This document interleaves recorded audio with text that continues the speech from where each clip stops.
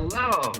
And welcome to Film Bastards. Good morning, good afternoon, good evening, and welcome to episode 607 of Film Bastards. My name is Ian, and as always, I am joined by Becky. Hello, everybody. I'm Mark. Hello, everybody. Hello, one and all. We hope you are well.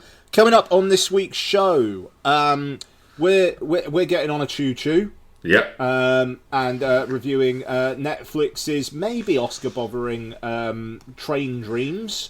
All three of us, I believe, saw that.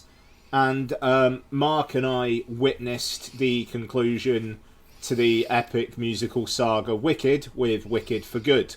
I love that it's the girl in the scenario who hasn't seen Wicked 2. Indeed. I saw it with my daughter. Aww. Mark doesn't have an excuse. No, I don't.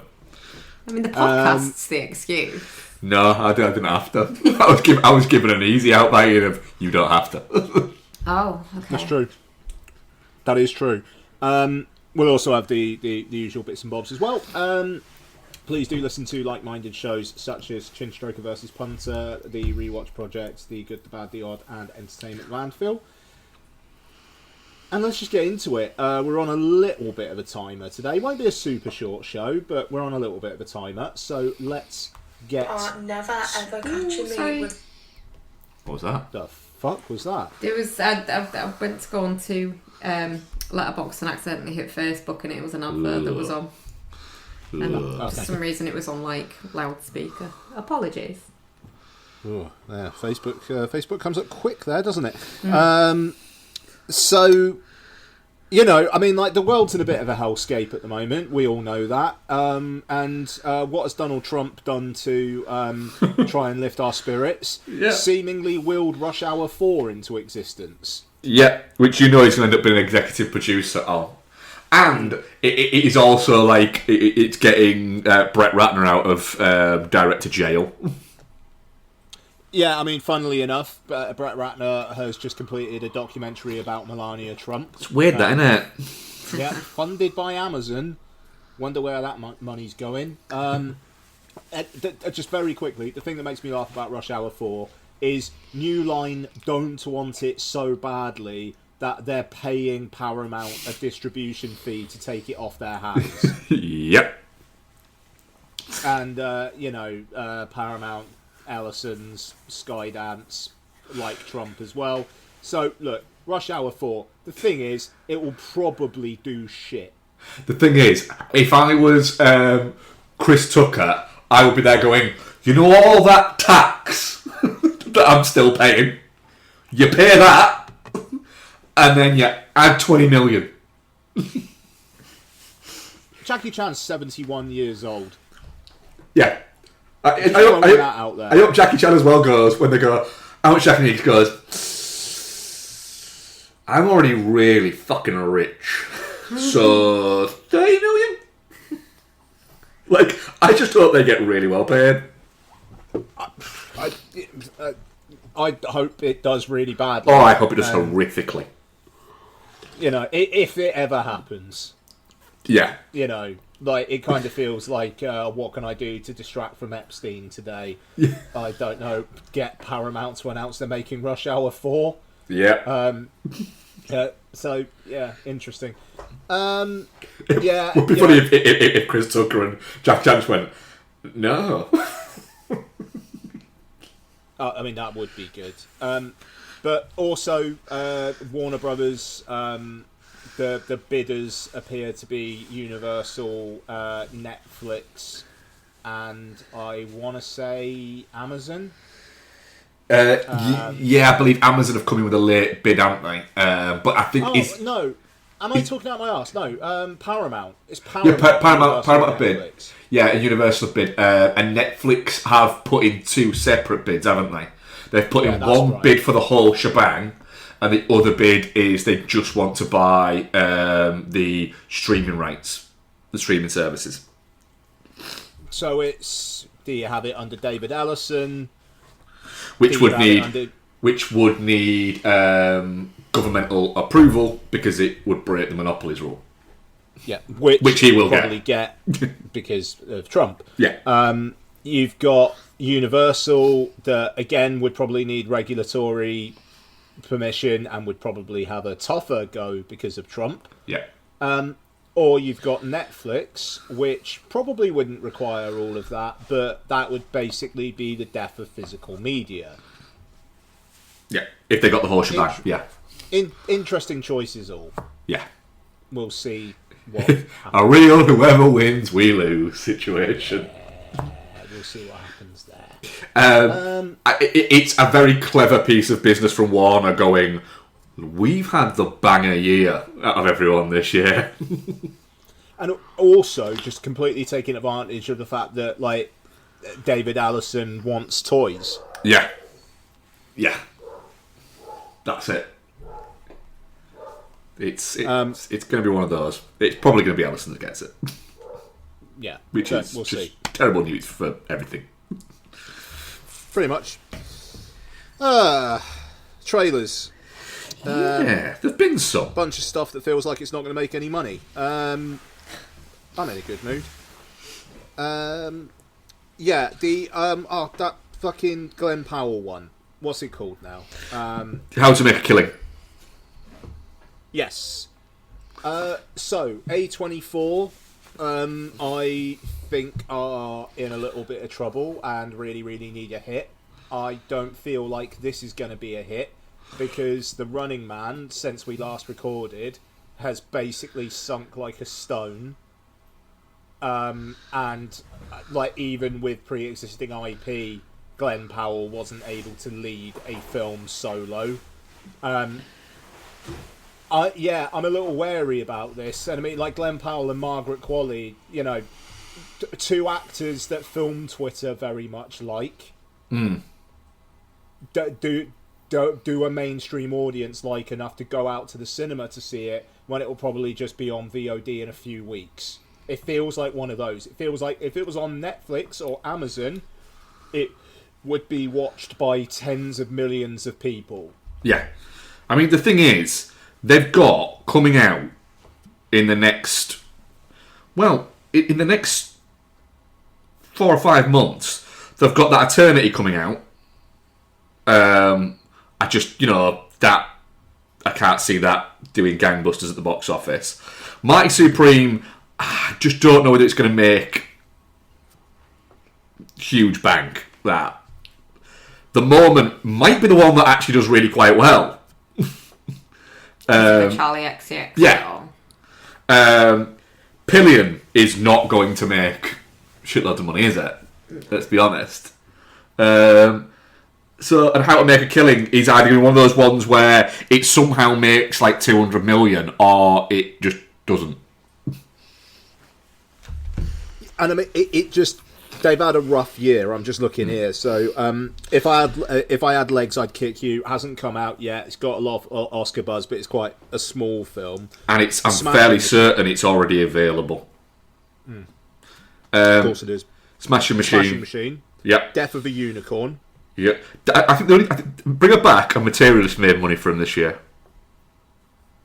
Yeah, Materialist did over 100 million, about 120 million worldwide, which it definitely made money. But if that film with that cast was released like 15, 20 years ago, it probably would have done like 300 million worldwide. Yeah. Such is the way of things. But like Eddington did nothing. Opus did nothing. I mean, Warfare did okay, but The Legend of Ochi did nothing. So, like, they're spreading their bets way more now and spending more money on a wider variety of things, and not a lot of them are hitting. I mean, their biggest hit, this year, Materialist. I mean, the Smashing Machine, like you would have thought would be, but no. Yeah, I mean that didn't happen. That Nizar too, but I think they just they didn't produce it; they just distributed US it. Distribution. Yeah. Yeah. So they don't get. I don't think they'll have done as well since it didn't do very well in the US, but it made I think it's like the biggest grossing film of the year, isn't it, globally? Yeah, but they won't see any of that because it was literally just US distribution rights. Yeah, so they'll have made like 50 quid off a DVD that someone bought. But that, yeah. So I think it looks all right. This film. I'm up for it. I think there's a little bit of me that is going. I know Noel joked in our chat about a bit of an oversaturation on Glenn Powell. I think there's also a little bit of a Margaret Qualley oversaturation. She seems to have been in every third movie the past 18 months. My issue with her, and I said it to you when we watched the trailer, is I just cannot buy her as grown-up roles. You know, she's like in her 30s. I know, she's got this weird little, like, nymphette look to her. Like, it's just weird. I can't buy her as, like, a fucking PI or whatever the fuck she's supposed to be in this, but clearly a grown-up. She just, it isn't convincing to me. Fair, because there's a film we're going to talk about later on where I have the similar vibe.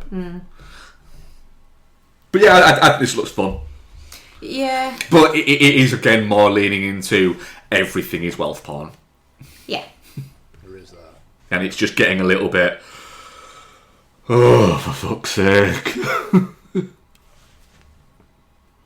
wonder how many people I would kill for $1 billion, though. Quite a few, I think. Fair. New Gus Van Sant movie, Dead Man's Wire. Oh, fuck!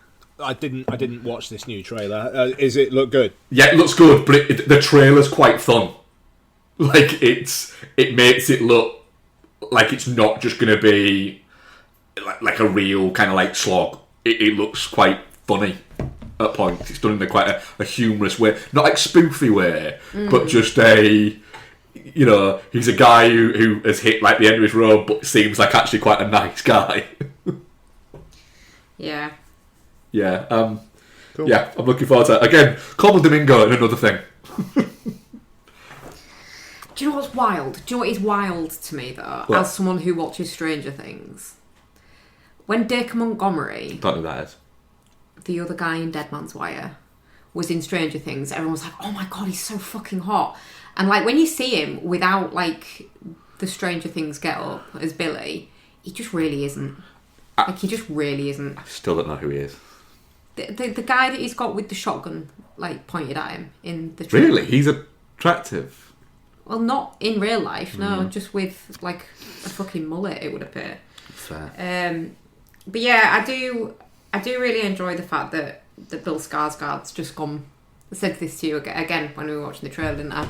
He's gone from just being this weird unknown guy who's Alexander Skarsgård's brother and can do weird shit with his eyes. I mean, I reckon the Skarsgårds know him. Hey? I reckon the Skarsgårds know. I reckon they sit around and go, the fuck is that guy that's here every Christmas? The wider audience.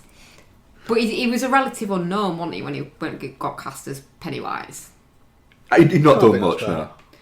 And now he's just making really fucking good choices and good work and just solidly turning out solid fucking films and performances. Yeah, he doesn't. He does seem like one of those guys who, when his agent rings him and says, "Did you read those scripts?" He's gone, "I did." Yeah, and they've gone, right. So that blockbuster, he's gone, "Oh no, didn't like that." But did read that one from Gus Van Sant? He's going, seriously, will you just do one for them? And he's gone, I don't need to. I've got loads of money. I'm fine. No, that blockbuster you sent me, I don't want to do that, but I want to do the one where I don't actually speak and I'm voiced by the guy from Archer. Yeah. That sounds mint. Yeah, let's do that. I just think he makes really interesting choices and he's really very good in everything he's in. Yeah. The Skarsgårds do. All Skarsgårds, from dad to sons, all seem to make quite interesting choices. Do you know what doesn't look like an interesting choice? What? Moana. Oh, God. Right. Sorry, but that looks just as animated as the animated one. Yeah. Is wild. Yeah. The girl is literally the only thing in it that doesn't look like it was CG. Because it was all CG.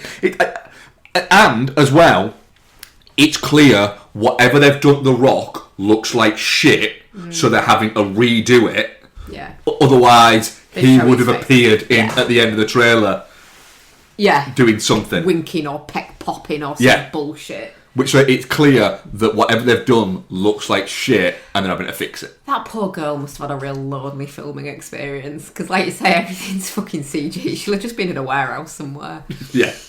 But the bit at the end where she, like, sings I am Moana at the fucking camera, it's like, no, babe, you're not. You're really not. That's the thing. I feel like, because we only had Moana 2, last year, this is coming at a point where it might well be that kids are like, this isn't my Moana. Yep. Yeah. Like, not my Moana. Got a relationship with seeing Moana on Disney Plus when they were younger, seeing Moana 2 in the cinema last year, and then going to this and being, what the fuck is this? Because, How to Train Your Dragon was creatively bankrupt, but at least that was far enough away from the animated films. Like, this, just, it feels fucking greedy, but also desperate. Yeah, And totally unnecessary. If you're just going to animate most of it with fucking computers, don't make a live action version. This is my whole point, is they've done all these live action versions of their Disney classics, Yeah. and now they're doing one that was released like a couple of years ago. Yeah. I can about get doing Snow White and things like that, even though, again, they're not live action.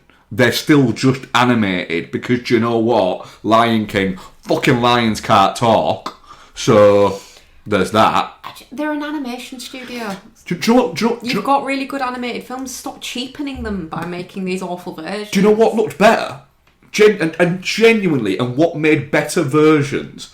The fucking Homeward Bound films, where you've just got a couple of dogs just fucking wandering round, and their mouths aren't moving to the what is it? You just look at the dog, and the dog looks at you, and you get the fucking what it's saying, and your brain just goes, I don't care that the fucking lips aren't moving, don't matter. Yeah. It doesn't matter. It's still really entertaining. I just really don't get the point of this live action at all. Yeah. And it's pissed everyone off. Even down to the fact that they've like straightened and styled her hair, people are annoyed about. But it's going to make a shitload of money. I don't know. I don't know either. I think people will go and see it. But I think there's going to be a lot of kids out there that are going to go, no, I don't want to see that. I'd rather watch that one that's on Disney Plus. And then parents will be like, oh, great stuff.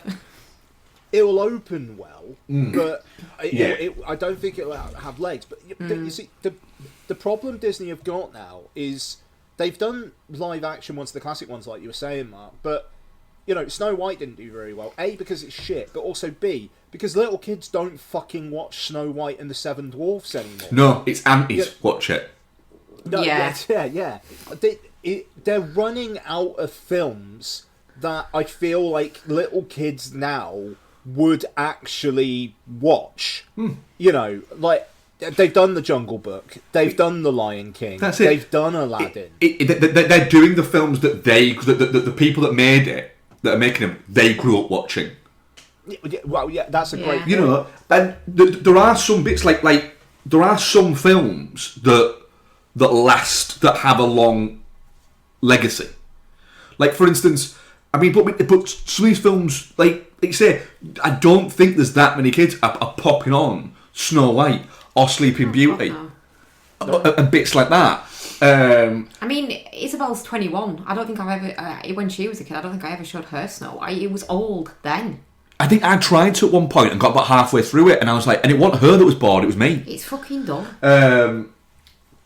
But yeah, it just, I mean, just do Song of the South, you cowards. Give it a year. Like, I feel like we're at a point in time now that we're closer to a remake of Song of the South than any time in the last 40 years. That's fair, yeah. All it's going to take is someone saying to Trump, did you know there's a Disney movie that's banned because they think it's racist? And he'd be like, fucking release it now. Yeah. Isn't that already live action, though? Yeah. Yeah. Let's see what we They'll animate it instead. animate it, yeah. So, next one, Bradley Cooper's new film, Is This Thing On? Inspired by John Bishop's divorce Yeah. and comedy career. Yeah. Cool. I mean, it looks good. I think it looks really good. Yeah. Yeah. I'll happily watch it. It looks good, you know. I know Maestro was a little bit of wasn't as big a banger as A Star Is Born, but it had its moments, and I'm looking forward to him doing something a little bit more contained. And it's got Laura Dern and Will Arnett in it, so it's kind of son of a bitch. I'm in. Yeah. So yeah. I think the thing I saw Bradley Cooper talking about was the fact that he was at one point looking like, you know, he was going to direct, he was going to be star in it, but it's like, I need somebody who's funny, who's a comedian, and I'm not, and that's why they got Will Arnett to do it. Yeah. Nice. Laura Dern's got really good hair in this as well. Yes. It makes me want to cut a fringe back in. Yeah. Hunger Games, Sunrise on the Reaping. The sequel to the prequel, yeah? Sure. Are these things still happening? Does anyone still care? Yeah, Apparently, man, yeah, they do. Money. I care. I want to. I'm up for this. That's a good cast. It's a good cast, but it just looks very. I don't know. I think because I haven't watched since the second to last Hunger Games. I just haven't watched any of them. I just don't. Well, I don't think you need to watch the remainder of the original run. You'd need to watch, what is it, Songbirds and Snakes or some bullshit. Valley of Songbirds and That's Snakes, it. which is good. I enjoyed that. Yeah. I think it's because they're all like 2 hours plus. Like, can't they just be half an hour long? And Songbirds and Snakes got what's her chops in it out of Snow White though. Rachel Zegler. That's it. Yeah. Yeah, no, I'm alright. You've always hated her, haven't you? You've jumped poppy on that bandwagon, haven't you? I was on the bandwagon before it was a Yeah, bandwagon. just fucking driving that bandwagon. Yeah. Well, I'm toot I'll in go. the thing. I mean, this is one that I'll probably see with the girls. Like, I think lots will probably be up for this as well. You know, which will be nice. So yeah, one other that Lottie will be up for, and I'm definitely up for. The new Pixar Hoppers. Good trailer. I think it looks funny. Fight me. It's not for me. Okay. Like, genuinely, I was watching it going, this is quite interesting, and all of a sudden I was like, this is not interesting anymore, and I'm bored, and it's only the trailer. I've seen that people online are calling it Beavertar, which is good. That is quite good, actually, yeah. It did, once it started, I was like, so it's Fern Gully, which was Avatar. Yeah, but I don't know.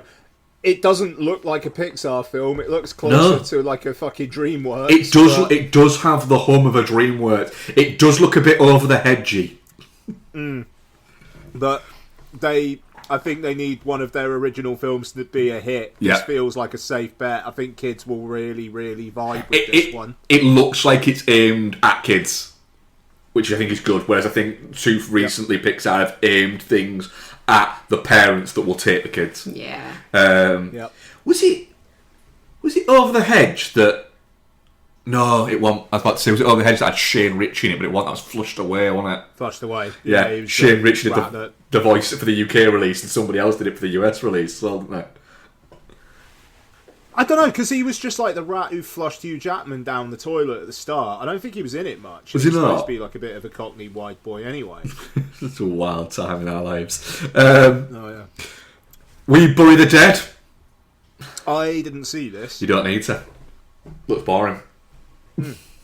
It looks like loads of bits from other zombie movies, but all of the boring bits from all the zombie movies strung together. The undead, like you've never seen them before on screen, proceeds to show them exactly like they've been shown in numerous fucking You watch it films. going... Fast zombies are not a new thing. Yeah, so they're fast and they click, so it's just different things from different zombies. Yeah.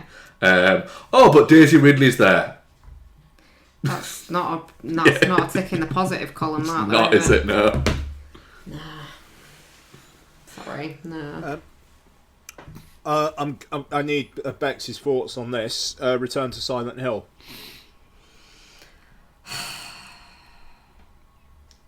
I just love it. I'm so happy. Although there aren't nurses in Silent Hill 2. There isn't there? No. There was. Oh, they're not? I don't think so, unless I'm like massively misremembering a game I played like 5 times last year. I need to have another crack at Silent Hill 2 because I got it on PS Plus. Yeah.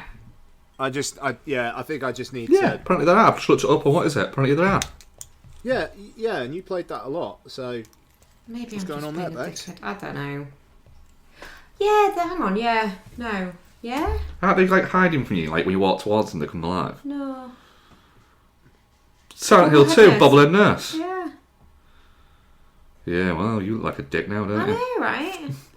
Oh, fuck yeah, of course they are. Well, yeah, that sounds There's like... the whole hospital I don't section. reckon you have played it. I've had a really, I don't really reckon you busy have. few months. No, I don't use that as an excuse. You haven't played it. Shut up, You you've big- watched me you play big it. faker. He's not really giving James Sunderland though. Like, you've played enough of Silent Hill 2 to like get a feel for that character, haven't you, Ian? No, yeah. I mean, like, I like the energy of that guy just in like the opening hour of the game is not what Jeremy Irvine is doing in this trailer. He does not look like sad man who thinks his wife, who I think died of cancer, is that right? Sort of. Okay, okay. But he's not giving man who thinks his wife might actually be alive energy. He's giving more, I've gone into this town and what the fuck's going on. He's got that energy about him, though, that guy, hasn't he? He's got that, like, everything's new to him. like literally, he's not... Yeah. This on top of my bones. He's not actually 35 years old, he's 4 days old. Yeah. And he's just been shoved into this town and he's gone, this is very misty here, isn't it? I wonder what new friends I'll make. I like the fact that the marketing is really going for, yeah, it's Silent Hill 2 and we got the guy doing the music again. You know, like, it knows its audience, it's not trying to appeal to anybody else, and it will probably make more than enough money because of that, as long as it doesn't get toxic reviews. All I need is that guitar track from Silent Hill 2 and I'm golden. Yeah, I think this will end up doing okay. I don't think the budget was massive on it. Silent Hill 2, the remake of the game, did really well as well, so that's going to get immediate buy-in from a lot of people. I'm really disgusted with myself that I forgot about that whole hospital section in the game. I think I'm going to go do a dementia check. You sure we should? Yeah. It's got to be better than that second Silent Hill film. I like that. It's bad. It's very bad. I like it though. Dude, like, Bex, no offense, but your minimum bar for like a Silent Hill film is gonna be extremely low, just because your love for the franchise. But hey, look, you got a banner year next year. You got Silent Hill and you got Resident Evil. Yes. Yeah. I mean, both Silent Hill movies made money. Oh, I'm sure they did. And the first Silent Hills, Christoph Gans did, which as well as this one, or it's Xavier Gans. Sorry. No, Christoph Gans. Anyway, it is Christoph. Why did I think Xavier? Anyway, that film, kind of boring, but looks amazing. That's the problem. It's like I say, it is quite boring, but it is really good. Good visually.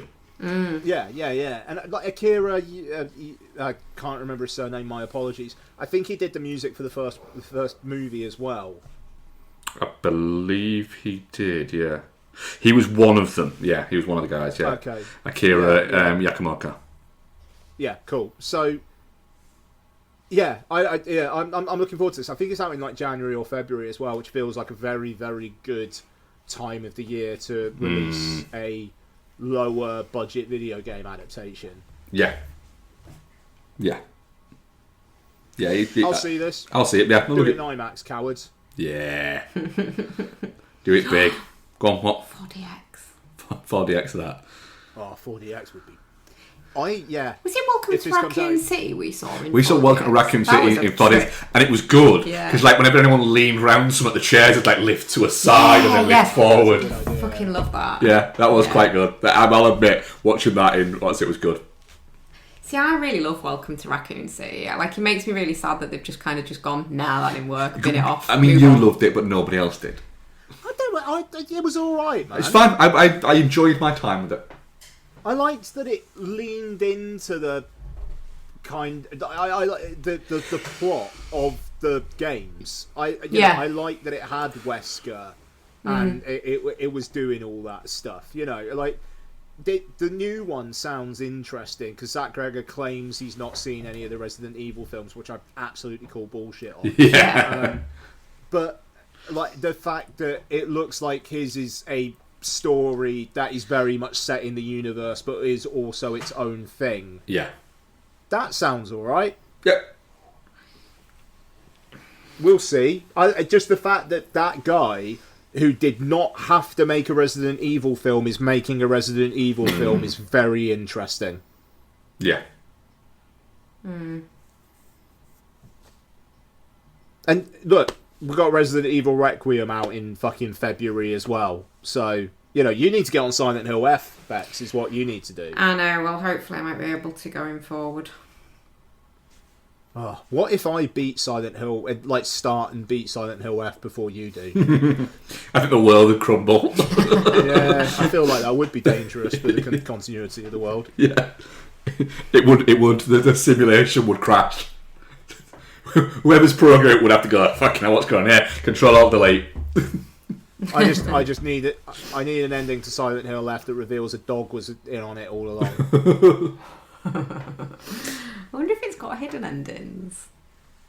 Don't know. It has multiple endings that apparently do reveal more about what is actually going on. Yeah, but I mean, like stupid endings. You mean like the dog, like the dog, like the dog endings and the alien endings? Like they're kind of a recurring theme.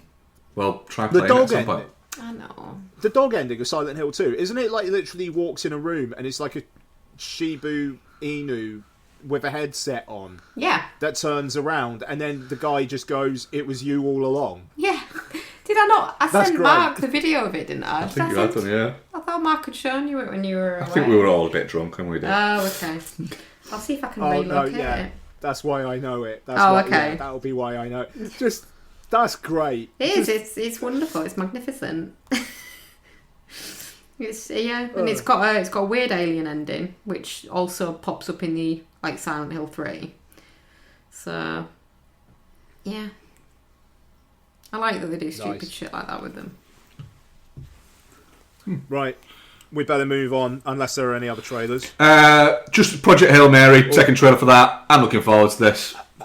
Actually, there was go. one other. I'm also looking forward to that. Yeah. But we didn't talk about Turbulence. Oh my god, yeah. Fucking hell. It's not a remake of the Lauren Holly and Ray Liotta Christmas classic Turbulence.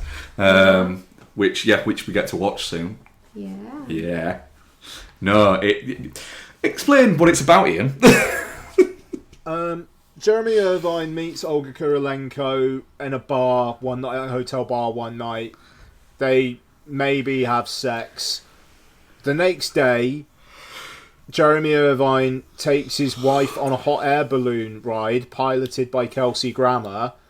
There's another passenger on the hot air balloon. Guess who it is? Olga Kurylenko. No. And she's blackmailing him. Wow. So now they're all in a hot air balloon together with like a psychotic Olga Kurylenko who wants his money. Yeah. And Kelsey Grammer as a hot air balloonist who I assume doesn't know anything about any of this. Yep. But maybe he does. Maybe he's in on it. Who knows? All I know is this trailer literally looks like it's out of focus for the entire thing. It's really, really weird. It genuinely does. Oh dear. It's so weird. Like, it doesn't look like it's in anywhere that is real. And B, yeah, it's out of focus. Cool. It's You could tell me it was AI generated, this one. Yeah, you could do. And it would not surprise me. It's out, like, literally in a couple of weeks as well. Like, what the fuck? Yeah. I mean, it's Olga Kurylenko, so I'm assuming she dies. Oh, she will die in it. Yeah, absolutely. I think she's just so led into Sean it now. Bean, isn't she? Yeah, she's just led into that now, and she's just like, wait a minute, do I die in this? No, not interested. It's like poor Kelsey Grammer. He doesn't get a third season of the Frasier reboot, so he's got to be a hot air balloonist in Turbulence. Yeah, but he's also a Trumper, isn't he? Oh yeah, no, I mean, like in actuality, fuck that guy. Yeah. But man, actors, like, fair play. If you actually get to do what you want more than half the time, God, you're eating good. The thing is, my thing there is, Kelsey Grammer probably does quite well out of the syndication of Frasier. He doesn't need to do all the shit he does. Yeah, that's totally fair. He does that shit because he wants to do that shit. Okie dokie. Let's get into Train Dreams, which is directly directed by Clint Bentley and stars Joel Edgerton, Felicity Jones, Kerry Condon, and William H. Macy. Mm-hmm. What's it about? Based on Dennis Johnson's beloved novella, what is going on with me today? Train Dreams is the moving portrait of Robert Granier, a logger and railroad worker who leads a life of unexpected depth and beauty in the rapidly changing America of the early 20th century. Am I having a stroke? Am I actually dying on mic? Who knows? Right, Bex. I seem to recall you basically approaching this going, yeah, it looks boring as shit, not for me. So, I'm kind of intrigued here. What do you make of it? Yeah, I mean, don't get me wrong. I did think it looked really boring, and I really wasn't keen to watch it. It's a lot better than I anticipated. It's got more humanity than it looked like it was going to have in the trailer, which made it look quite dry.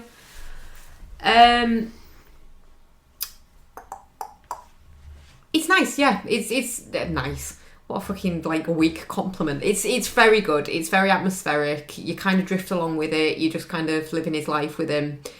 There's not an awful lot of plot, structure, or an ending. It's significantly less trains than the title would suggest. But yeah, I think it's really good. I was pleasantly surprised. I was incredibly dubious. Yeah, but I had to watch one of the two that we were reviewing, and I wasn't fucking watching Wicked, so and I'm glad I did. Yeah, he saved himself 45 minutes as well. Wow. Mark, your thoughts? I thought it's fantastic. It's very well done in the fact that everything in it is handled really quite subtly. So a lot of the changes that are happening to the world kind of happen with almost in the background to his existence. His existence doesn't change that much, but what Clint Bentley does is he drops in things like there's a point where he goes back to logging season and there's just a chainsaw at the side and he can't get it working. But then it doesn't become a big deal. It's just a thing. And then when he's on the train towards the end, and he bypasses the bridge that replaced the bridge that he's built, that he's part of the train tracks that he's on. There's just cars going by, so you know time's passed by having these little things dropped in, but there's not a fucking him being fucking scared of cars or anything like that, a la Shawshank or anything like that. It's just you can tell he's just grown up in this world. Yeah. It's just changed significantly. It's just not the world that he's embraced. He comes from a different time. Yeah. And everything's handled there quite subtly and but it's. I think I was saying to Bex, it's quite strange the fact that I've got a sneaking suspicion this film might end up because it's snuck up on a lot of people. It's gone from being nobody really knew that Train Dreams was a thing, to all of a sudden everyone's going, this might be a little bit of an Oscar botherer there. And I think that Joel Edgerton could definitely be bothering the Oscars for it. A, because he's very popular in the industry, but the speech that he gives, the monologue that he's got with Kerry Condon outside the Watchtower is fantastic. It's incredibly moving. It's a guy who is not necessarily lonely, but is has self-isolated himself from everything. He's just he's not. I don't think he's intentionally a hermit. It's not because he doesn't like people or anything like that. He just doesn't have that way about him. And then basically just that speech by him admitting that he hears his wife and his daughters, he hears them, but he can't look for them because he knows. Basically, without saying I know they're not there, I just listen to it until it goes.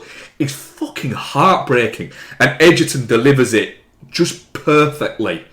In just a real, it's a guy who finally has someone that he feels comfortable enough to say these things out loud to, who he doesn't think that will judge him for it.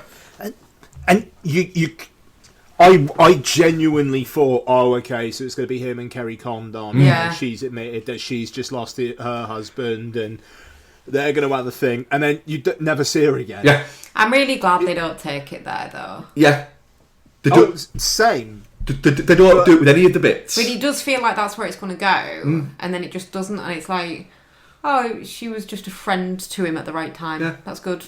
Yeah. But it's like, I'm glad from a film point of view, but from his life point of view, it's really, really, like, fucking sad. And, I know, like, everything that he's doing is, like, his choice and whatnot, but... You know, you got that scene where he thinks his, like, older daughter's, like, come back and he's nursing her, and, like, he just wakes up and she's not there. And you know that's not real. Yeah. But... He almost knows it's not real as well. I want it to be. Yeah. Jesus Christ. You both wanted it to be real and didn't want it to be real at the same time. You're like... from a film point of view, you don't. Yeah. From a fucking humanity point of view, you do. But... Yeah, that's it. You know, it's the right way. Exactly. It's just... And as well, you're going through... I think you said, Bex, the fact that you've got a narration by Will Patton, which I did check, he does do the audio book. Yeah. Because I was saying, Bex, because you listen to quite a lot of audiobooks, don't you, Bex? Yeah. And you've said previously that Will Patton does a lot of the Stephen King ones. Yeah. So I am willing to bet that Clint Bentley ingested the novella, Train Dreams, via audiobook, and it was Will Patton doing it, and so he wanted to get that bit into the films. But that narration it's not exposition, it's giving the audience the almost like a third person monologue about what's happening to Grania, sorry. And I think it suits it as well because it's a story rather than a film. Yeah. Which is you know you don't get beginning, middle, and plot devices, all this kind of stuff. It's a story of a man's life, and so I think it suits it well. Yes, absolutely. It's very much got that that vibe of like a David Lowery movie. Yeah. But it lands it really, really well. In the sense that I sometimes think Lowery either it hits or it doesn't, and this is like one that it very much hits. It never feels. It's got enough levity and amusement in it without ever actually being overtly funny. But like William H. Macy walking away when the plunger won't work and then turning back and going, "Nobody touched that." It's just quite funny. But it's also got bits of essentially like nightmare and trauma. You know, the guy that that keeps on appearing to him that gets thrown off the bridge. The Chinese worker. Yeah. And he's like, I don't. What's he done? He just keeps shouting, "What's he done?" But you never hear anything. It's sorry, go on. No, it's go on. No, just the fact that he's appearing to him, but it's like it's not haunting him. Joel Edgerton didn't really do anything. Like, he did try and help, and he was just like, "What has he done? What has he done?" Yeah, and it happens really quickly. But it's like this human, like really human. There's this shit that you think about, even though objectively there's nothing you could have done, but it plays on you, kind of a thing that then haunts him with this guy. Where in a lot of films, if like there was a ghost haunting this person, it'd be like the guy, the person had done a serious wrong to them. But he hadn't. But it was just this feeling of that was wrong and that was in the air and that's gonna haunt me. That I don't know, just feels like just very real, very human, and not what a film would normally do. That's it. It is. The film seems to be at pains to not have big dramatic moments, and to basically go, this is where a film would normally go down this road, but we're not. We're going to do it as he's a solitary man. He has this little pocket where he isn't solitary, and then he lives a life that he's not uncontent with, but he's not content with. There's a real sadness to it, but then there's he's not necessarily an unhappy man. Now he's got what's he call it? Red Dog. Yeah, Red Dog. Yeah, Just calling it Red Dog's mint. No, but it is a real, like, you do feel for the guy, but also he's just that bit where he's talking to who is it he's talking to? His little friend about the sexual habits of dogs and wolves as well. That's just funny. But they're just having a good laugh about it. Yeah, but that's what I mean. It's like it's not. The trailer makes it look really boring and really dry. It makes it look too poignant. Yes, yeah. Too much like, take your fucking medicine, bitches. Feel the feelings. Whereas it has got these really sweet human moments that are just fucking funny. Yeah. I mean, even a depressing life has some moments of levity. When Kerry Condon comes in and he's essentially the old school fucking original Uber. Her accent's shocking. It's not too bad. It's awful. I think it's because you know what she sounds like. Minnesota by way of Ireland. But like her little speech that she starts giving where she's talking about glaciers and stuff like that, and he's just enjoying listening to her talk. But the problem is, as the audience, you're going, yeah. You could see why someone would enjoy somebody who's just got that energy for life. Just talking. She's just real passionate about what she does. Yeah. And he's just like, this is great. And it's not like it was just somebody he liked spending time with. He found somebody he enjoyed spending time with. Yeah, it's. I mean, genuinely came out of nowhere, this movie. But I'm very taken about it at the moment. I would say it's going to be. I'd be very surprised if it isn't in my top 10 at the end of the year. Yeah. Yeah, like a top 5 for me. It fucked me up good. It does. It hits, doesn't it? There was quite a few moments, like for like the last third, where I was going, "This is." I'm feeling. I'm having feelings. It's like when you realise, oh shit, this is going to go through his whole life, isn't it? And Joel Edgerton believably plays probably like 40, 50 years. Yeah. It doesn't though, does it? It goes through a certain portion of its life and then goes, and then many years later he travelled to a city, and it skips out like the whole massive period where he grows older. But just like the fact that it was like there isn't going to be any resolution to the wife and daughter. They're gone. You know, at one point.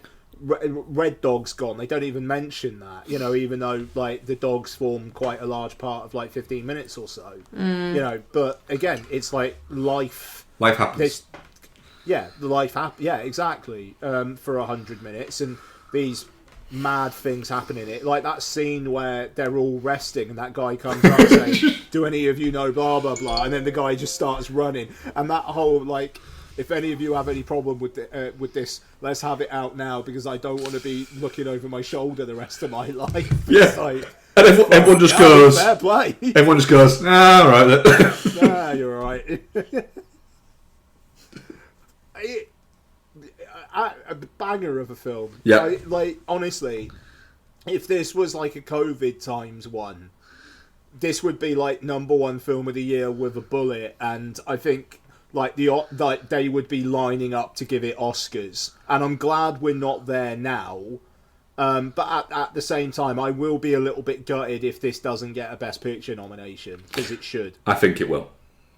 I think it will as well. I think it will break through. I think people will watch it over Thanksgiving and Christmas, and they'll be shook. Yeah. And it'll get there. I think it'll get probably. It'll probably get screenplay. It'll get Best Picture. I think Joy Edgerton's going to get nominated for Best Actor for it.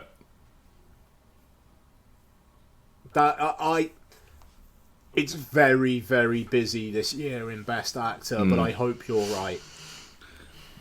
And I'm just going to look and see what our audience poll was for it. Definite shit 67%, touching cloth 33%. Okay. All right. I'll be honest, I can kind of see why people wouldn't get on with it, because for me, absolutely.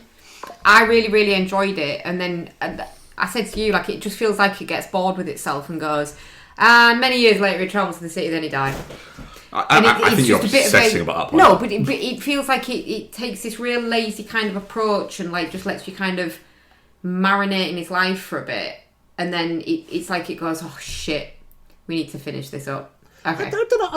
I think there is some impact. Like the shot one of you mentioned, forgive me, like where it's like you see cars in the background. It's like, oh fuck, a lot of time's passed. Yeah. And I think it's almost like worth it for that realisation. Yeah. Well, I said to you, didn't I? Wait, hang on, that was a fucking car. So yeah.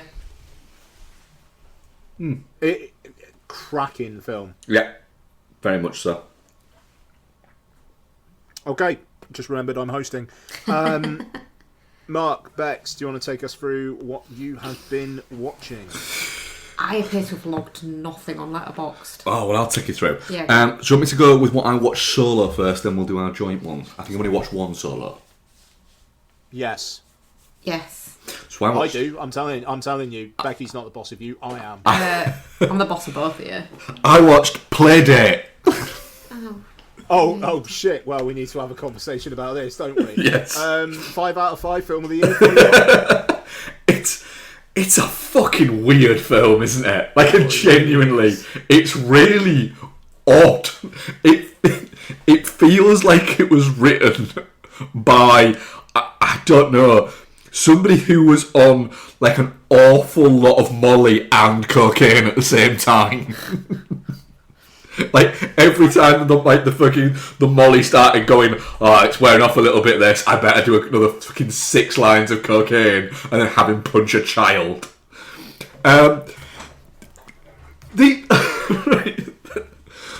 Ian, did the way that, like, they dispose of, like, the essentially, like, hanger of, like, the many clones that are essentially child warriors, and he just blows them up. So this is incredible for context, because I think a lot of the audience may not have watched Playdate. Long story short, your Jack Reacher man, Richson, has stolen. He's protecting a clone of himself. Which, right? Where what's the clone? What's the clone called, Ian? Oh God! It's the kid's called JC. That's CJ.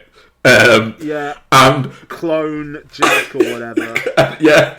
And Richardson's character doesn't know what he's called, but it turns out he's just called Clone Jeff. it's fucking amazing. So yeah, he's a clone, but spending time within the clones kind of like gotten to know him and how he likes him. There's a shitload of other clones, so a shitload of other little boys who in one scene like try and kick the shit out with him and Kevin James and whatnot. And at the end of the film, Kevin James, CJ, and Alan Richardson escape. I think Kevin James says, "Well, what about the other clones?" Yep. And Alan Richardson says, "Don't worry, I got it covered." And then the building blows up.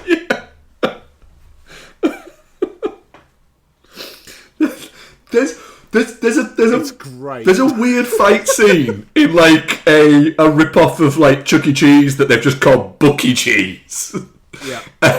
Where for some reason all of the mascot things of Buck E. Cheese are also wanting to fight Alan Richardson for no real reason. No, they were. Were they in on it?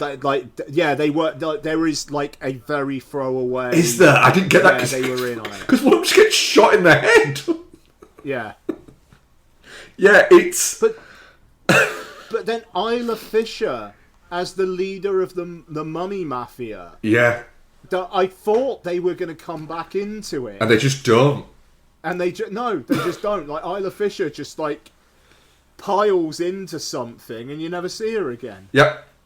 Alan Tied Up basically plays Elon Musk in it, and it's not even hidden. Yeah. And Stephen Root's in it for a minute as the guy's horny dad. And Paul Walter Hauser plays a character that they refer to as Zach Galifianakis. but he's... But in his dating profile, he calls himself Zach G. Yeah. It's... My God, I think you said it somehow is the most 1-star, 5-star movie there is. I really, really enjoyed it, and I felt my IQ melt while I was watching it. Yep. Yeah. Like it's like a psyop. Yeah. But I'd watch it again. What I would say is it gets away with the fact that Alan Richardson is really entertaining in it and really fun in it, and it plays off against the fact that Kevin James is kind of not. His character's kind of a dick, but like the running joke that he looks like a child predator because he's wearing a windbreaker is it's a real odd movie, but I did enjoy my time with it. You are the idiot. As did I. Yes. No, it's like if somebody said to me, anyone who watches this who likes this is a fucking moron, I'd be like, yeah. But then I also quite liked it. Hi, it's me. I'm the problem. Yeah.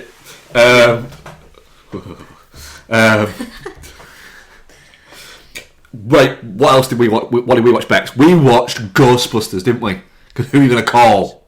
Fucking Ghostbusters, motherfucker. Ghostbusters. Just corker in it. It's just a banger. It really is. And I think the further you get away from watching Ghostbusters, the more you're just like, it's not that great though, is it? It was just probably good for the time. And then you watch it and you're like, holy shit, this is actually magnificent. Yeah, and does contain one of cinema's greatest ever jokes.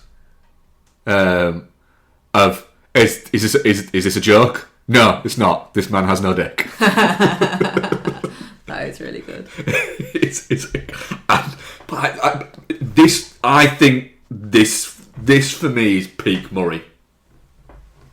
Like I know for a lot of people it's always Groundhog Day, and then there's some who will say Caddyshack. I don't agree with that, but for me this film is peak Murray. We watched something after this, and I was like, this just shows how much my brain isn't working right now, because I saw that trashed apartment and was like, are we watching Ghostbusters? What was it? It was Predator 2. It was. Which we moved smoothly on to. So yeah, we watched Predator 2. And we also watched Predator, but did we speak about that last week? No, we'll speak about it this week, but, just spoiler alert, fucking hell. Alright, so you could have said we watched Predator and Predator 2. And Alien vs Predator. Yeah.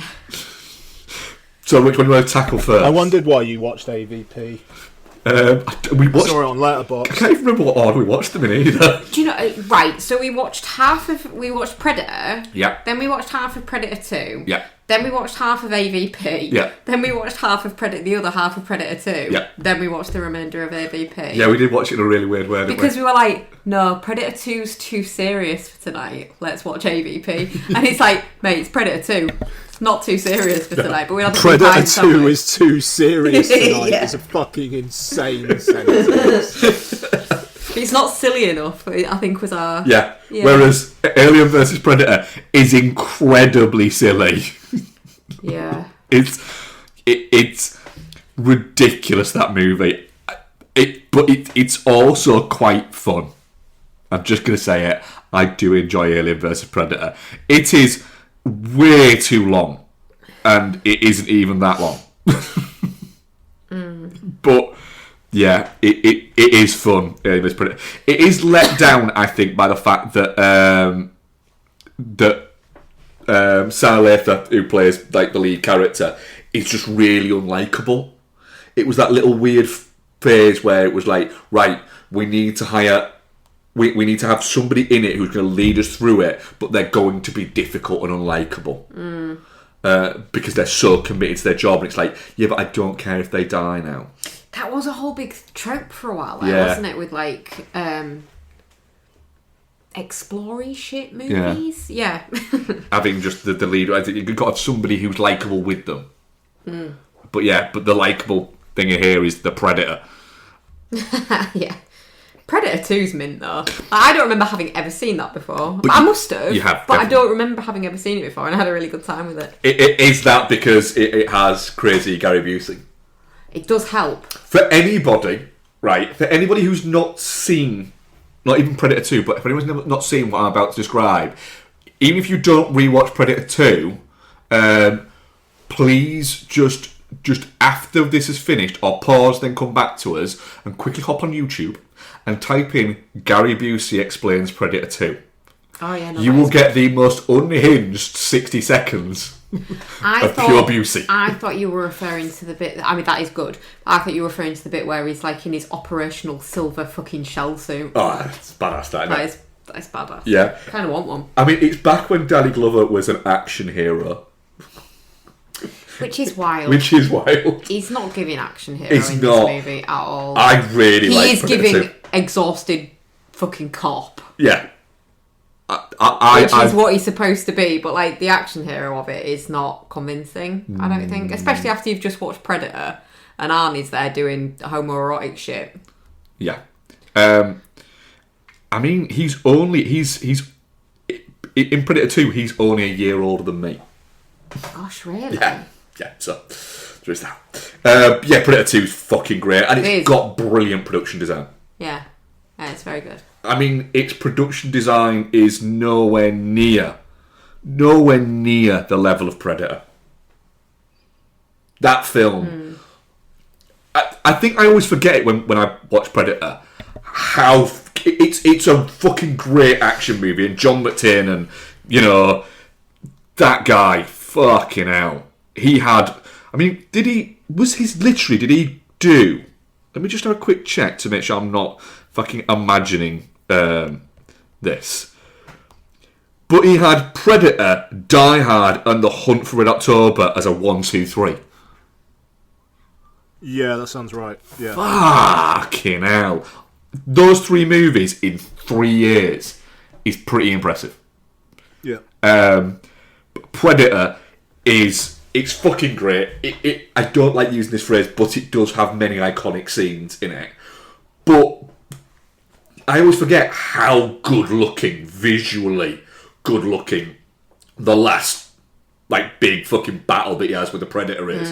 Where you've got loads of really fucking wide shots where it's clearly model work that they've used for it. But it looks fucking great, and you can get size and scope of explosions by just being clever and just having just good model work of Dutch and of the Predator, that you can have these things, and they got away with it. They had to do that because it was so difficult and so immobile, the Predator suit, that you couldn't do an awful lot with it. It's why on the page, apparently, the Sonny Ladham's character, his death was like this really intricate fight with the Predator. And when they got to it, they're like, we can't do that because the Predator suit doesn't move like that. So we're just going to have him fucking scream. Just a really, really good looking movie. Yeah. It's a fucking banger, is Predator. It really is, yeah. Yeah. And the bit, it just fucking laughing before it blows itself up at the end. Yeah. Just using the Sonny Ladham laugh, And there's also just an element of, like, Bill Duke's Matt going crazy after seeing his friend die. And just going fucking, like, fully off is really... there's an element of... you got these little moments. I think Ian's going to talk about one when he talks about it. Within action movies of this time that had these little, like, crumbs of, like, male fragility within them that you wouldn't expect, that you didn't even really notice. That are in there. And it works really well in this. I'm fascinated how what's his name has an idea to get Dutch into his now Predator world. It's going to be that's going to be interesting how we can pull him into that there. But just really fucking really great movie. You know, I mean, the budget of this movie was $15 million. And I know that was like 40 years ago. But still, that's not a lot for them, even. And it was, right, how can we do it? It's clever filmmaking. Yeah. You know, we'll use model work. Anymore. Yeah. And the model work looks fucking great. Yeah. Yeah, man. And I know that they use model work in Prey a bit, and they used it in Badlands as well. Yeah. For certain, like, wide shots. But it just... visually, it just looks fantastic with all the explosions going off around when he's just firing off to try and shoot it because he's all mixed up on where he is. Yeah, I've really enjoyed our little foray into the world of the Predator. Yeah. I think we need to continue it and complete. What do Requiem? I'm fairly certain there's a bit where a Predator hits somebody with a guitar in the face in that. Is that an AVP one? Yeah. No, but we need to finish the normal Predator ones, don't we? There's Predators and... I don't really want to watch Predators though because it's boring. God. It's Adrian Brody. I love Adrian Brody. It's Adrian Brody when he's not good. I know, but it was in his V-neck sweater phase, so it always makes me chuckle. Yeah. But that's it for this week. No, it isn't. What? We watched The Girl with the Dragon Tattoo. We did. I forgot to log that. Yeah. Oh, nice. The most cathartic moment in cinema is when she kicks whatever the fuck it is she's up his ass really fucking hard. It's a big old glass dildo. They're still dildo, yeah. Yeah. It is that moment is so... Because... You feel it. Well, on the flip side of that, the bit where he rapes her is probably one of the most uncomfortable things I have ever watched. And I've seen some, like, quite, like, gross stuff. That is the hardest thing for me to watch, I think. It's... Artax dying in Neverending Story is probably up there. I think...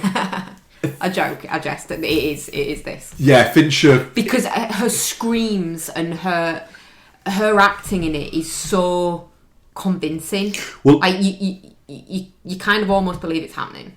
And he's so fucking vile as well, isn't he? Well, he's and apparently disgusting and gross. He's the problem is he's apparently one of the nicest guys you could meet, and was really like to Fincher and to Remark. I'm not sure I can do this. She was having to, like, constantly crack jokes a bit in between because he was getting really upset apparently during the making of it, and I'd had to be told, had to go to Fincher and go, I can't do this. It's too much. You got too intense with this. It's an awful scene to watch, and I think the fact that she also is incredibly slender in this movie. Like, she is teeny tiny in comparison to him as well. It just makes it just feel awful to watch. And then she gets her fucking revenge, and it's like, yes, fucking go. Yeah, it's a really. I mean, the thing is, it's often said that we didn't get any more of them because it flopped, but it didn't. It didn't flop. It didn't make an insane amount of money, but it turned a profit, a healthy profit. Yeah, it just didn't do as well as they thought it was going to. Because it's dark. It probably should have done more, but the Christmas release was weird. Kind of kill it. I know they kind of like the feel bad film of Christmas and whatnot, but that was insane. That they literally, I remember test screening a print of it in the Cardiff View in a screen where the air conditioning was broken. So and it was in the morning, so I was just sat in a screen. There was probably about 3 or 4 degrees, just wrapped up watching that thing. Yeah. And it's just like, who the fuck was actually going to go out and watch that when it's really, really cold? Yeah. Did it add to the atmosphere? Because it's supposed to be very cold in the film. Yeah. Well, we went to see it. I loved it, so yeah, it probably did. We went to see it Boxing Day, didn't we? When it came out in the UK, we went Boxing Day to City Screen to see it, didn't we? Do you know what? This film is... It just is. It's fucking cinematic perfection. It is wonderful. From the fucking opening, all, like, those opening titles are mint. All the way to the fucking end. The fact that it doesn't tone down the Scandiness of it. The fact that Daniel Craig's great in it. Rooney Mara's great in it. Yeah, Rooney Mara's great in it. It doesn't flinch from any of the harder bits in the story. It is just magnificent. My only complaint, and it's not really a complaint, well, it is and it isn't. Part of me feels like this film shouldn't have been given to someone who famously doesn't like doing sequels. But then part of me thinks, yeah, but if it hadn't been, we wouldn't have at least got this. Yeah. And I think not having the other two, but having this, it's kind of worth it. I just wish he had done Play with Fire and Hornet's Nest. But 'tis what 'tis. And it does stand alone, like, because it is a self-contained story. Yeah, it does. I think it succeeds because it can stand alone. But it's an odd comfort movie for us, I think, isn't it? This kind of weird, like, as an oddity. Yeah. Well, we like murder mystery shit, and it's got more going on, but majoritively it is the murder mystery element of it, and it's just very good. Yeah. And you've got a Skarsgård in there for good measure, haven't you? Yeah. Old Stellan's there, isn't he? Mm-hmm. Just been really good at being fucking creepy. And he seems like such a nice guy. But as well, you've got, again, Finch is very good at being quite funny in certain bits, where there's real, like, bits within his movies that are incredibly dark, and he's got you in that dark place, and then he'll just throw, like, a one-liner in the middle of it. So, like, the bit where where Daniel Craig's hung up by the thing, and he's passed him the drink, and he's holding the drink in a weird, like, way, and he's like, you know, I invited you in, and you could have just asked to go, and he's like, well, can I? No, he's like, why didn't you just leave?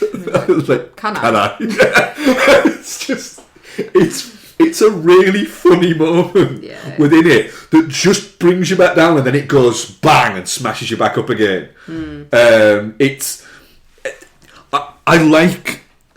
Finch is an incredibly gifted filmmaker. I like him when he's making these quite angry films. He's very good at that. And the weird thing is, these are the films that he's very good at and he makes, but he always says that he doesn't enjoy making. He doesn't enjoy that he's good at it as much as, like, he gets the passion of certain other films. They're never passion projects for him. They're not quite work, but they interest him. but they're not passion projects. And his passion projects tend to not be quite as good. He's such an odd filmmaker, but also he's very good at this kind of thing. So yeah, that I think that is it for now for us. Yeah, that is. So you'd logged everything I hadn't, and I'd logged the one you hadn't. Yeah. I actually did log it. I just forgot to. What is it? Teamwork makes the dream work. Fucking does, yeah. Oh no, we're not finished. I've got another one. What else have you watched? We're so bad at this week. Freaky Tales. What do you think? I really loved it, to be honest. It's your vibe, isn't it? Yeah. It is. It's very much style over substance. It's very much style.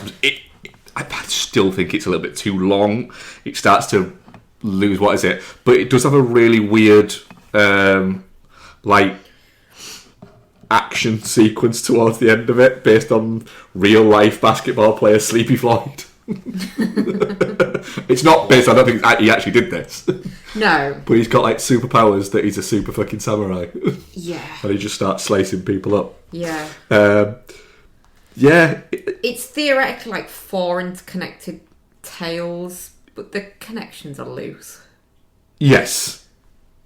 Yeah.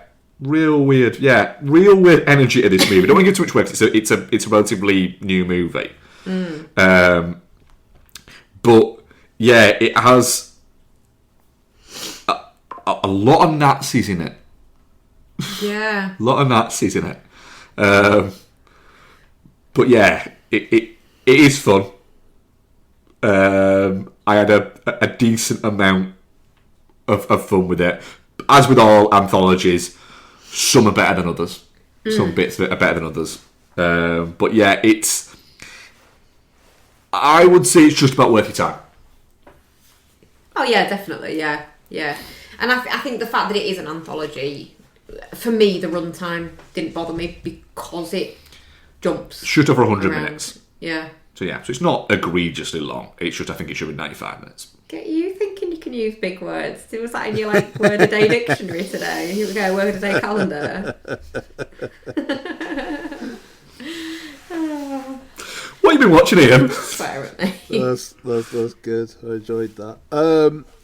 Okay, so yeah, I've got a few things. I'll run through some stuff and spend a bit more time on others. So I forgot last week to talk about Being Eddie, a self-congratulatory piece of shit which offers no insight into Eddie Murphy whatsoever, other than he's funny and he lives in a big house. And when he went back to SNL a couple years back, it was historic. Except it wasn't, because no one fucking talks about that. Does it mention quite how many kids he has? Yeah, they're all around at one point. It doesn't talk about his relationships with the mothers at all. Doesn't interview any of them. I mean, it wouldn't. Yeah, but the title card of this is zooming up from his massive house over his massive lands, and then Being Eddie comes up like a sunrise.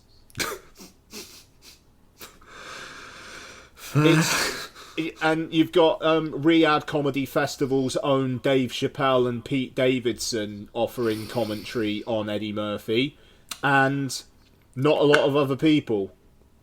He's a weirdly divisive character, isn't he? There's no insight. Like, if you have followed the career of Eddie Murphy at all, you know, and God, like his reaction to not winning the Oscar for Dreamgirls, and he's just like, you know, just like, why did they invite me? It was just a bit of a waste of time. It's just like, fuck off. You were going to win that if you weren't Norbit, you dickhead. That's it. I mean, what did win that year? Who did win it? Oh, who cares? It would have been better. Yeah, because it is a good. I mean, it is a good film. I like Dreamgirls. I think it's a fun film, but it's one of those ones where it's like, does Eddie Murphy deserve an Oscar? No, not really. No, probably not. Alan Arkin won it for Little Miss Sunshine. Fine. Yeah. I'd rather Alan Arkin have an Oscar than Eddie Murphy, to be honest. I mean, I'm going to say this. These were the other nominees, right? Eddie Murphy in Dreamgirls, he's very good in Dreamgirls. Mark Wahlberg in The Departed, probably Mark Wahlberg's best ever performance. Yeah. Dimon Husana, Blood Diamond. That's a really good performance. He's very good in that. Jackie Hill Haley. I can't pronounce the man's name. Digimon Honsune. Yeah, but that's in my brain, but it doesn't come out my mouth. And Jackie It's also not that. Haley. That isn't correct. Jaimon He was making Honsu. fun of your previous pronunciations. It just won't come out. And Jackie Hill Haley in I Little wish he Children. was called Digimon. Sorry. Which again is a fantastic performance. So, I'm afraid, Eddie, you weren't winning that, mate. Yeah. But yeah, being Eddie, there's just... It feels like Netflix were like, yeah, do Dolomite is my name, and we'll do a fucking fawning documentary about you, and there you are. Okie dokie. A Merry Little Xmas on Netflix. I'm not going to give it time. I'll just give it my half-star letterboxed review. Half a star. Hunt of a film. Wow. Yeah. That's brutal. It's real. Oh, fuck you territory of a film. Like, it's just, how do we insult our shit muncher audience, except they won't know we're insulting them because they're shit munchers. That's what it is. Jesus wept. I didn't realise Jamelia Jamel's in it. Yeah, and she's actually maybe by the end of it the most likeable character. Fucking hell. Does not want you to think she is. That's tough because she's not a likeable person.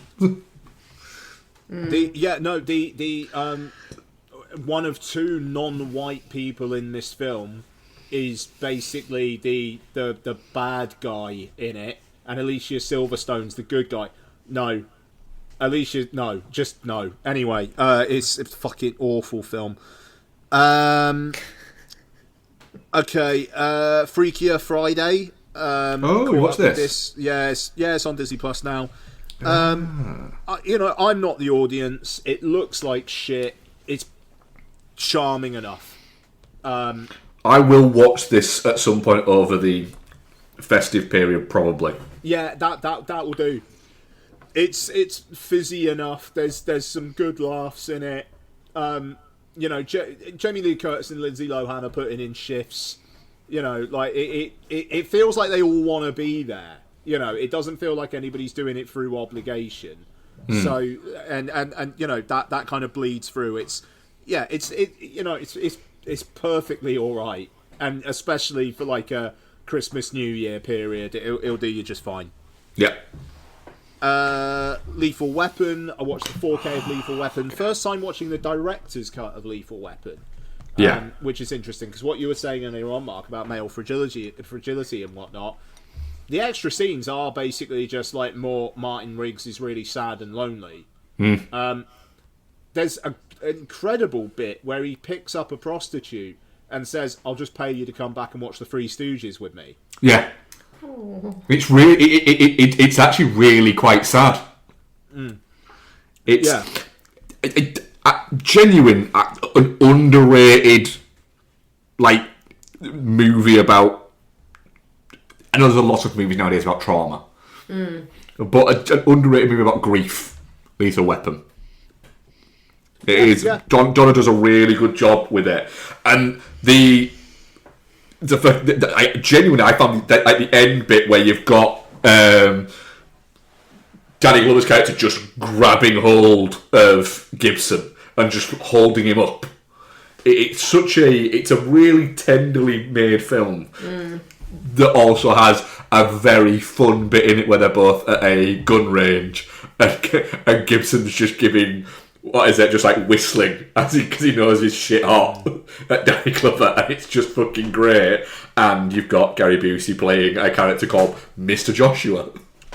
This is the thing. It's like this is this is the kind of thing that like Glenn Powell should be starring in now, but like no studios are making films about like a relatively young cop like grieving his ex-wife and teaming up with a guy who's too old for this shit, but he's also only 50 years old. Even though in movie terms now that's old as shit. Yeah. He's 50 years old, what is it? He was only 40 at the time as well. Yeah, it's fucking mad. Wild. But yeah, Lethal Weapon. 4K looks great as well. So that's Lethal Weapon. And actually, yeah, no, I've only got 2 more to talk through. So just quickly, I rewatched the Meyerowitz Stories, Noah Baumbach's film with Adam Sandler doing a serious performance, which I very much like. And watching this post my mum passing, there was some stuff in this about watching your parent in hospital, which cut through and felt quite real. So, credit for that. Elizabeth Marvell and Adam Sandler both really, really good in it. And then that led me up to Jay Kelly, which I saw in the cinema this weekend. Comes out on Netflix in the next couple of weeks. We'll probably do a full review of this, will we? Yeah, well, I'm really looking forward to it. We just it was playing at partway, but it was only playing at 5 o'clock, and it was just the wrong time. If it had been 7, we'd have been all right, wouldn't we? Yeah. But the 5 o'clock just was too early and too late on the days that we had off. So look, I feel like I'm going to be the one who's the most into this. It is incredibly high on the smell of its own farts, but I also happen to think those farts smell all right. That does mildly worry me because I think sometimes, but no, I don't know. When Baumbach's, it can go one of 2 ways. Sometimes I can find him. Mate, when you make things that are personal to you, you're basically highlighting everybody you know is insufferable. Yeah. It's interesting. This is a film that feels like film as a concept, how it was in the culture in the 90s. So, like, and I'll go quick on this because we got to talk about Wicked as well, but George Clooney plays Jay Kelly, an actor who, has had a couple of kids, has had a couple of wives, and, he's got varying degrees of relationships with his 2 daughters. And through a series of events, he ends up taking a trip through Europe, going by train to Tuscany to receive a kind of like a Lifetime Achievement Award kind of celebration thing. Adam Sandler plays his agent. Laura Dern plays his publicist. Those 2 used to have a thing together, but they all kind of sacrificed their relationship. So, for Jay Kelly's sake. So every single person it's like whenever Jay Kelly is walking around in public, people are looking at him. When he gets on this train, it's this big, holy fucking shit, he's here, and people like idealized how a A-list movie star meeting with the public would go, where everybody's charming. There's nobody who's creepy or anything like that, and it feels like a love letter to a period that's gone. But then at the same time, it's also Jay Kelly reckoning with the fact that he's basically put his life into his work. And even though his daughters are okay, like, spoiler alert, neither of them are fuck-ups, he hasn't been a part of their life, and that has had an effect on them. Now, the thing about this film is it proves that George Clooney should have spent less time trying to direct shit over the last 20 years and should have just been in more shit. Because he is playing an aging movie star who is not gonna get the kinds of roles that he used to get, but people still know him. That's very George Clooney. That's it's like George Clooney playing himself kind of accusations. And it's not that because it does feel like it's I like he's got young kids, you know, it's not based on him or anything, and you know, I think there's a sense that since he's had kids and he's been with them, Al Clooney, that they've had a, you know, for a what they have in relative terms would be a normal life. Jay Kelly doesn't, but it is George Clooney in full on movie star, like needing to be with crowds and be in public and be charming as fuck, and that's really, really good to see. You see that movie star shit in him. Adam Sandler also very good. After watching this, I don't think he's getting Best Supporting Actor. There's not there are like standout moments, but you think of the impact Benicio del Toro has in One Battle After Another. Sean Penn does. Not a candle. I feel like Benicio del Toro might have just got that. not a candle. Like it would. I'd like to see Adam Sandler get a nomination. Like he is good in this, and even though I won't say much more until we review this, but another actor who's kind of been creeping up the Best Supporting Actor conversations, Billy Crudup. He's only really in the film for about 10 minutes, and it's towards the start. But his character's really interesting, and weighs on Jay Kelly as the film goes on. I'll leave it there. I think, like I say, I think I'm going to be the one who would have liked it the most. Becky, I've kind of got a feeling parts of this might be nails on chalkboard. And I wouldn't argue with it. Yeah, I'm looking forward to it. Sorry. We'll leave that there. I really liked it, but God, it's satisfied with itself. That could go either way, I think. Yeah. Like it's you could tell me it was 5 stars. You could tell me it was 1 star, and I'd just be like, yeah, you do you. Fair enough. Very one of them. Right, look, let's wrap it up with Wicked for Good. It's directed by John M. Chu. It stars the same people from the last one, and the story is it continues on. Right. So, you know, I don't really want to talk about the look of it. I don't, you know, like, it looks like fucking shite. It's better looking than the first, but yeah, it looks like shit. I'm surprised by even that. It looks like shit. It literally looks like they've got dozens of lights just off camera on everyone in every scene that's not set in a tree.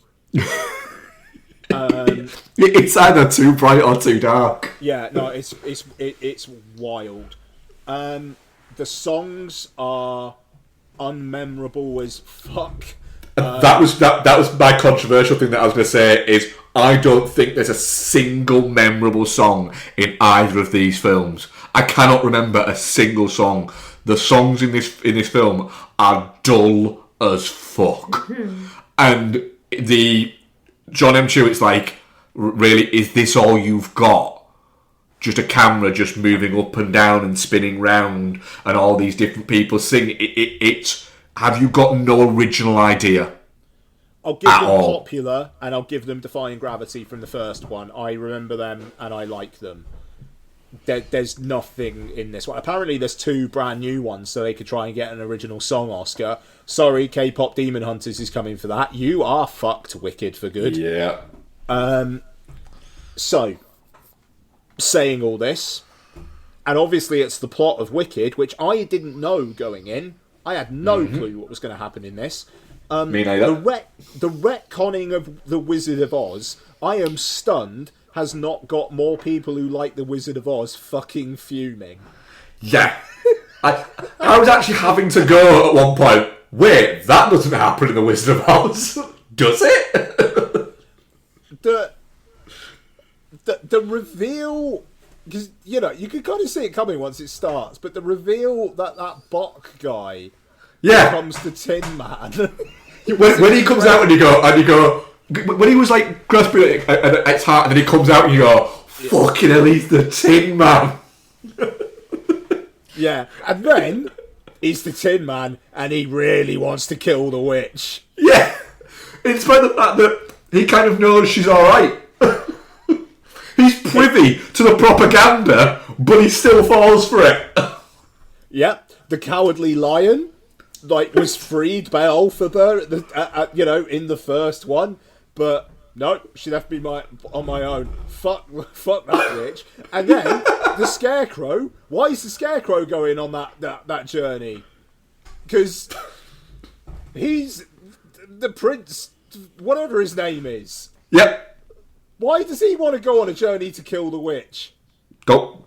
Yeah, he's literally. But it is. It's like the only explanation is he's a sleeper agent. Yeah. Because he knows what happens at the end. But Yeah. I genuinely, I think we needed a scene there where it was revealed that the Scarecrow came to her beforehand and said, right, this is what's going to happen. Yeah. That's the only way. I'm going to pretend, wink, wink, to be on this fucking quest with me straw head. Yeah. Yeah. I've got to say as well, not an original thought, because a lot of people have said this. When he rocked up to her with his Scarecrow thing on, people are saying, yeah, he just looks like Deadpool. Yeah, he does. He does. Yeah. There was an alarming amount of laughing in my screening. Bits where you maybe aren't supposed to laugh. I just, honestly, the plot of this is insane. Like, the fact that, oh no, the Wicked Witch didn't die. What, there was just a false floor that she was lowered into? Yep. Yep. Yep. You're forgetting the line, Ian. Yeah. And you gave that farm girl my sister's shoes. That's all I have left of her. Oh, that was good. That was good. I mean, I'll be honest. That little fascist, I was glad a house was dropped on her. Yeah. I'm fine with that. Nessero. Yeah. What a piece of shit she was. I mean, it's great. It's great for disability visibility that not all disabled people are nice. Yeah. You know, I know. I mean, that seems to be the moral of this part. Yeah. She's bitter. Honestly, when he was just when Bach was like, oh, no, yeah, I'm fucking off, I'm leaving you. And then she just puts that order in to ban munchkins from travelling. Yeah. Ban munchkins as well as animals from travelling. And he was leaving because of the animal ban. Hang on, so Firo gets turned into the Scarecrow. Yep. After he's fucked Elphaba. Yeah. But then he tries to kill her. Apparently. Why? That's what watching The Wizard of Oz would have you think. And then, but then at the end of the movie, just he opens the trapdoor and goes, the coast is fucking clear. And then they wander off, and then fucking Okay. So he was Glinda's there doing her own fucking thing, just sort of musing around, and then Elphaba turns around and goes, makes a face, and a book goes, and all of a sudden Glinda's got powers. Oh, and Becky, also, you have to believe that Glinda would actually believe that a bucket of water would kill the witch. Yep. Despite the fact that they've basically been friends to the end, and there's never been any evidence in either of these films that water hurts her. Yeah. There is though, 'cause she cries in the first one. It burns her face. I don't remember that bit because I don't remember the first one. Okay. But yeah. Does she? Really? Sure she does. Yeah. Hey, all right. Oh, is that from the book? If Oh, that's the maybe. case, I take that back. All right, as long as there's some sort of, then fair enough. Right. Emphatically not for me. Glad people who like Wicked are really enjoying this. Genuinely. Cinema should be for everybody, and people are enjoying it. I am fucking fine with that. But it is bonkers. This movie. It's why I didn't hate my time with it. I hated pretty much every song because the songs were boring. But part of it, I was going, I want to get back to the story. I will say, granted, good in it. I think people are going a little bit overboard with how good she is in it. She's fine. She's good. I continue to like Grande in these films. I'm not going to say best performance of the year, but I think she's very good in them. Yeah, she's and good. The fact that apparently she now doesn't want to be a singer anymore and wants to get into acting. Yeah, it will be fascinating to see if she can do other things. And best of luck to her. I actually think she can, because she was, you know, I remember watching her years ago. Was it Sweet Life she was in? One of them, wasn't it? Or Jessie. I think she was in one shit, something like that. No, Ariana Grande. Yeah. She was in Victorious. Victorious, that was it. Something. Oh, that's a Disney Channel Sam thing. and Cat. Okay. Yeah. And she was funny in it. She was quite fun in it. Might have just been called Sam and Cat. Yeah. Cynthia Erivo, I thought was better in this one than the first one. She actually looked like she was awake some of the time. I did like her getting on a cardigan to have sex. Yeah. There was a weird bit at the opening where when she throws the broom down and then looks like she's going to surf it. And then she surfs it for like a second and then jumps on it normally. It's like, then why did you throw it down like that? You did something badass and then like chickened out with the badassery. But I'm sorry, I'm going to say it. I know that you're not allowed to say this, that it's heresy to say this. But Michelle Yeoh and Jeff Goldblum are crap in this movie. Michelle Yeoh's awful. Yeah. Like, I would argue they needed to have a quiet word with her agent and say, she can't hold a tune. Yeah. Michelle Yeoh is usually good though, so I think you can probably forgive her. Jeff Goldblum, you hate him in everything. No, I don't hate him in everything. I like him in stuff. But there's a point where Jeff Goldblum went from being an actor to just playing what people think is Jeff Goldblum. Yeah. He's become a parody of himself, and that's what his entire character is in this. Fair. He's not the Wizard of Oz. He is Jeff Goldblum, Saturday Night Live skit as the Wizard of Oz. Yeah. Okay. Yeah. I don't even know what to give this, because it's not Geostorm because I didn't enjoy it enough. Yeah. I think I'm touching cloth with it because I can't say that it's definitely not shit because it is a bit shit. Yeah. But also, I don't think I'm not, my God, how are people falling for this? Because I can see why, if you're into it, you'd be fine with it. I think the film is about their relationship, and I think they act that more than well enough, and I was more than interested enough in that for it to be not shit. I would be stunned if I ever watch it again. No, I would never watch it again. But yeah, but the bits where, and I'm not an anti-musical person, but the bits when this isn't a musical are quite good and fun. I like the fact that the fucking the lead winged monkey guy gets to do some shit. Like, he does some good background acting. Yep. Like, he learns to talk. Chistery. What? Yeah. But why did the animals lose their voices in the first place? I don't know. I think it's That's because the they're thing, being like- imprisoned and they're not allowed to. They're not allowed to talk. But that's isn't it? not. I don't think that's put across unless Right. it's put across in one of the incredibly dull songs that your brain switches off. We go, these are all exactly the same. They're all exactly the same. I did enjoy Elphaba's nanny bear basically getting turned that she was a wrong 'un because the Cowardly Lion turns up randomly and says she is. Yep. Yeah, that bear was like, we are on your side, but we still need to go. Oh, no, she's wrong, and you piece of shit. Yeah. That was... It's so quick. They turned her real quick. Dulcifer. Also, just getting Coleman Domingo to be the Cowardly Lion and he maybe has half a dozen lines. Yeah. Get I him to expected sing a song. Coleman Domingo's got a voice. Yeah, I expected him to do more, and then he doesn't. So, a lot of the, like, prior to this being released thing was like, oh my God, who's going to be playing Dorothy? Is it just a nobody? Do you ever... you don't really see it, it's just the back of her head. Yeah, Okay.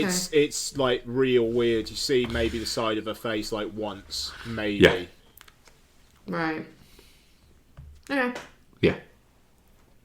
Yeah, it's not. Yeah. Yeah, odd. Look, I'm kind of glad it's done, and I really, really hope Universal don't do any more, because I just don't. I don't think there's going to be the appetite for it now. This is done. Apparently, they are exploring the idea of doing more films set in the Wicked world. I mean, there's more books, but there's not more musicals, is there?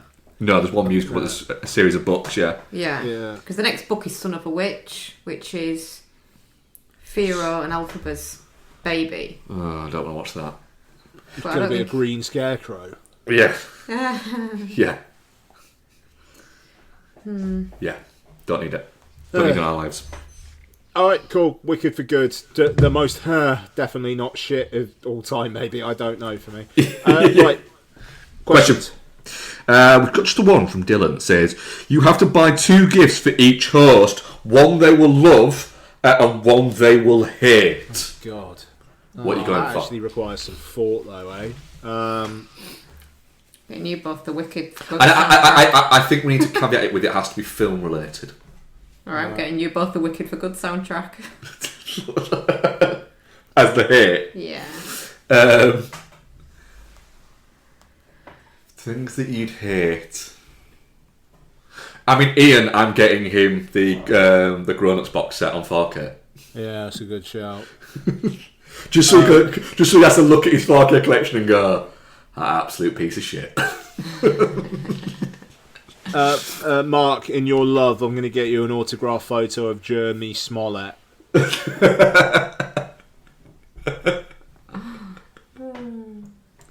To be fair, I've bought many a thing for Mark that you would love or hate. Yep. Bought you the 4K Mother, didn't I? You did the 4K Mother, yeah. But then I also bought you a really nice 4K kind of box set-y thing of Rambo First Blood. I was looking at that today. Nice. Like, I got that out to have a look at it, to look through it today. Yeah. Yeah, I mean, love would be films. Or that one Funko Pop that Ian really wants. Yeah, that would be mine, actually, for Ian. That I still look anytime I go anywhere that sells Funko Pops. Actually. I always look just to see if we can find the Paul Feig Funko Pop. And my film past now. That might be one I hate. The way it might be, but if I ever find it, you're fucking having it. Bex, for you, what did I get you? For hate, I don't know.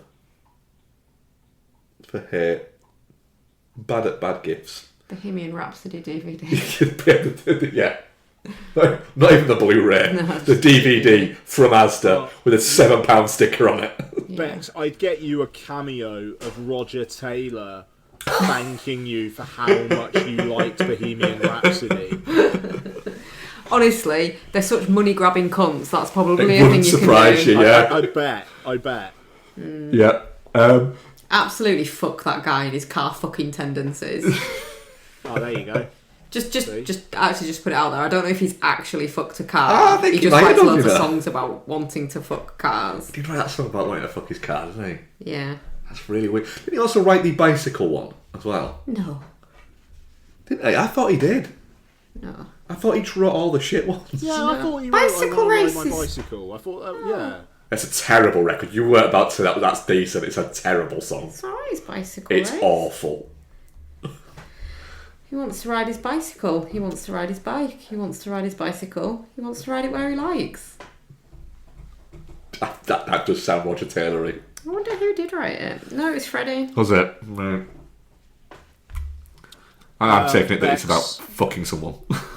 I would get you an autographed photo of Austin Butler in his young Elvis days.